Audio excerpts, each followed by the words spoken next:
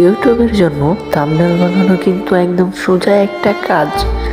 তারপরেও কিন্তু আমাদের মধ্যে অনেক সংখ্যক মানুষ রয়েছে যারা পিকচার ল্যাব ব্যবহার করে ইউটিউবে থাম্বনেল তৈরি করতে পারে না।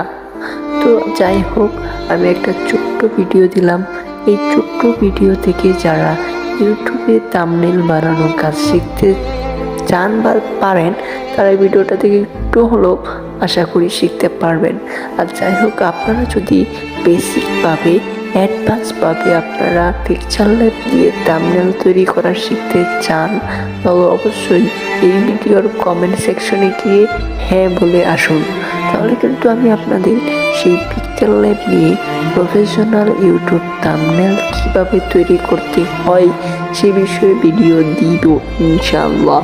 তাছাড়া আমার চ্যানেলটি যদি একটু ভিজিট করেন, তাহলে আপনি দেখতে পারবেন এই ইউটিউব থাম্বনেল নিয়ে অনেকগুলো ভিডিও ক্রিয়েট করা আছে এবং সেই ভিডিওগুলো কিন্তু এই পিকচার ল্যাব দিয়ে তৈরি করা হয়েছে।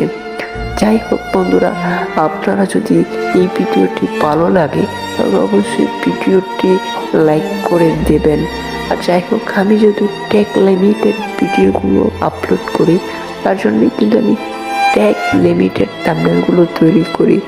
আপনারা যদি নাটক, মুভি, ক্লিপ বা বিভিন্ন ধরনের নাটক নিয়ে যদি কাজ করেন, তাহলে সেই ভিডিও যদি থাম্বনেল তৈরি করতে চান, তাহলে কিন্তু পিকচার ল্যাব দিয়ে তৈরি করতে পারবেন।